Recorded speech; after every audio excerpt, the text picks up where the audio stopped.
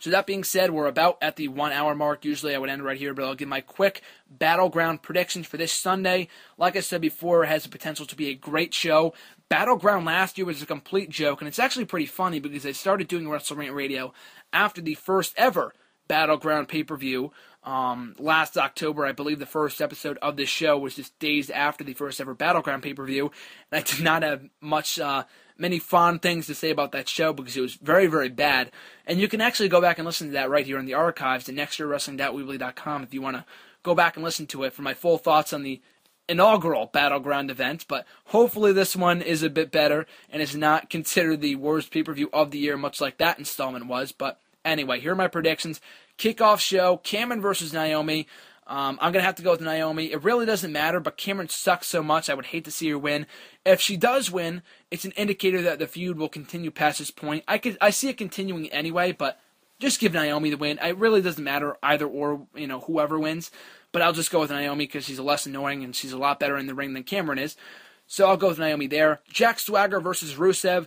I already gave my 2 cents on this earlier on in the podcast, but hopefully they can find a way to make Jack Swagger look good in defeat and not be completely squashed by Rusev. Rusev needs to win here. His winning streak should not end until a big climactic point in time, whether it be to a top star. And I'm not saying it should be John Cena. Hopefully that feud never comes to fruition. We'll go down the Cena-Umaga route a la 2007.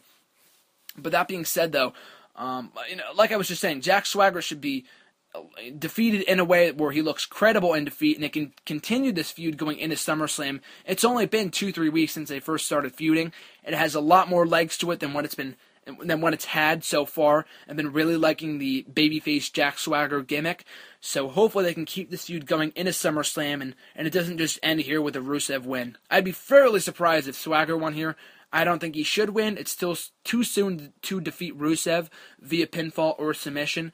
And Jack Swagger's the perfect kind of guy that can absorb a loss and won't really hurt him because he's been damaged so much over the last 6 years that it really doesn't matter if he loses another match to an up-and-coming star. So I've got Rusev there. AJ Lee versus Paige for the Divas Championship. Seemingly at this point in time, it looks like a face versus face matchup.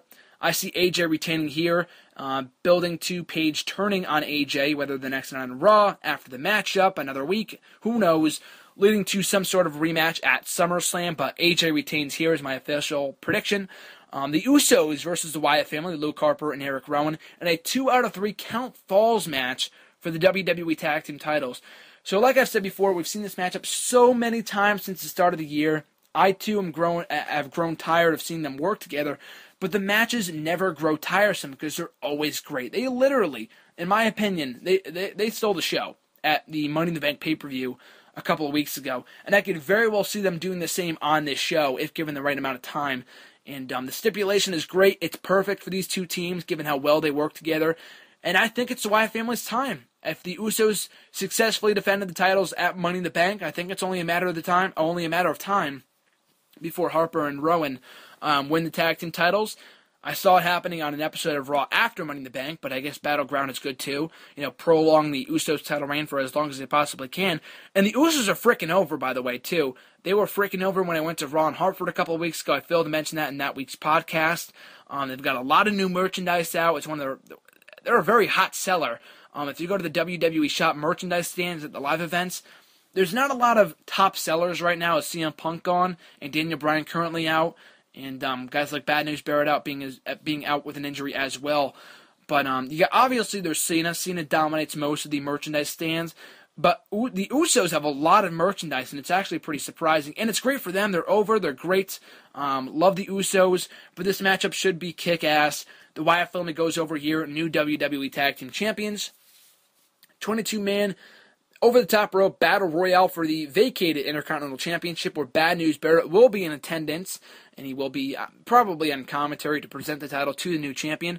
Participants include Adam Rose, Alberto Del Rio, Big E, Bo Dallas, Cesaro, Curtis Axel, Damian Sandow, Diego, Dolph Ziggler, Fandango, Heath Slater, Kofi Kingston, Rob Van Dam, R-Truth, Ryback, Sheamus Sin Cara, Great Khali, The Miz, Titus O'Neil, Xavier Woods, and Zack Ryder.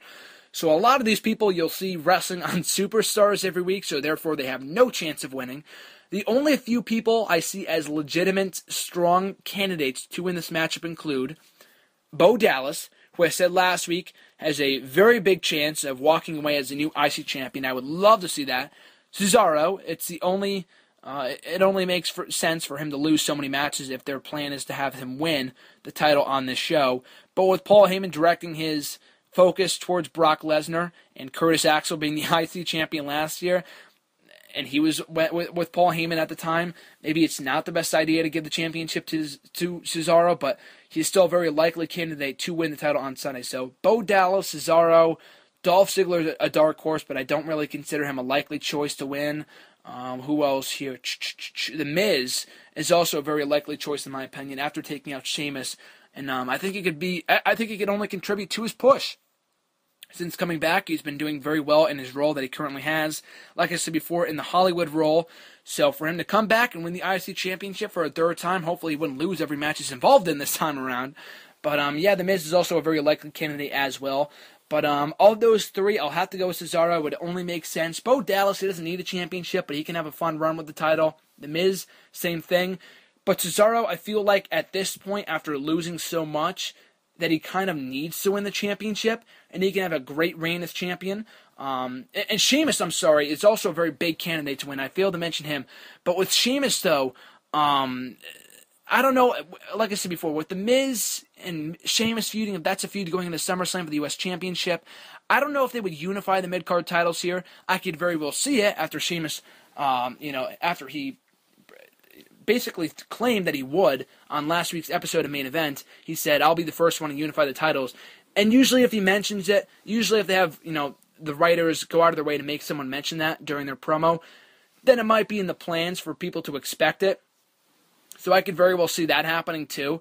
But if that is to happen, whether it happened with Cesaro or Sheamus, I would love to see, and I proposed this on Twitter last night, if they had Sheamus win the title, Bad News Barrett presents a championship to Sheamus. Sheamus turns on Wade Barrett, on Bad News Barrett, gives him a bro kick, turns heel, turns Barrett face in turn, and then you get a face versus heel match for when they come back, for when Bad News Barrett returns. You get a great series of matches. I said that last night in #AskGSM. Shameless plug there if you want to go back and check it out. But that'd be a great feud to do over the newly revamped mid-card titles. Otherwise, I have no idea why Sheamus is in this matchup if he's the current U.S. champion. Why would he be in an IC title battle royal if he's the U.S. champion? Obviously, it goes to show that they don't give two shits about the belt if he's involved in a matchup for another championship. It makes no sense. He was in the WWE title matchup a couple of weeks ago, Money in the Bank. It makes no sense. Anyway, Sheamus and Bo Dallas are two very big likely candidates, as the same with The Miz. But I'll have to go with Cesaro. It makes no sense for him to lose so many matches only to not win the title, so I'll go with Cesaro here. Bray Wyatt versus Jericho. Jericho has been putting over Wyatt since he first came back a couple of weeks ago. The Wyatt family has gotten the better of Jericho at every turn. So that being said, I feel like it's only logical to have Jericho win here via roll-up or whatever. I don't at all think that it would harm Bray Wyatt, and he can go back and just win the feud and win the rubber match or the rematch, whatever, at SummerSlam next month, and then you end it there. So either way, I see this being a very good matchup for one thing. I heard their NXT matchup last year got rave reviews, so I look forward to them working together on this show. But I feel like Jericho's been beaten up so much by the Wyatt family in recent weeks that it's very possible that he will win here and then go into SummerSlam and lose there to Bray Wyatt, and therefore ending the feud. So that being said, I have Jericho going over here via roll-up or something like that. I don't see it being a decisive, clean victory. But Jericho, unlike Cena, is back. I'm not saying it's Cena's fault. It's creative. It's the writer's fault for not having Cena, put over Wyatt in a bigger, stronger fashion during the course of their feud. But whatever. Jericho is back to put over Wyatt, and he can win a match here and there. He doesn't need to lose every match he's involved in. So have Jericho win here, hold the rematch at SummerSlam. Wyatt can win there. So I've got Jericho going over here. Up next, we've got Dean Ambrose versus Seth Rollins, another matchup I'm very much looking forward to. In terms of Seth Rollins' injury that it was reported to have suffered last night, some people were saying that it wasn't legitimate, but I don't know, the fact that the camera was off him so quickly and Ambrose never came out, that they might have, Rollins might have been involved in the brawl with John Cena at the end of the show and Roman Reigns, and Dean Ambrose was supposed to come back out and attack Seth Rollins. And the fact that Rollins got injured and was not involved in the fray at the end of the show, that might have prevented them from doing so. So I still lean towards Seth Rollins being injured, not legitimately injured, or he is legitimately injured, but not seriously injured. Maybe it was just a sprain. But as of right now, I've heard nothing really official on his status for Sunday. So as of right now, I'll just speculate. I'll just assume that he'll be ready to go by Sunday. But either way, this is another matchup that could very well go with either guy going over, because I see a rematch being held at SummerSlam. But I say Dean Ambrose or Seth Rollins goes over here, since Dean Ambrose has been getting the better of Rollins at every turn, and Dean Ambrose's big win over Rollins should be saved for SummerSlam next month. So I've got Seth Rollins going over here. And then in the main event, we've got John Cena, Orton, Kane, and Roman Reigns in a fatal four-way match for the WWE World Heavyweight Championship. And it's funny that the main event is probably the most predictable match of them all.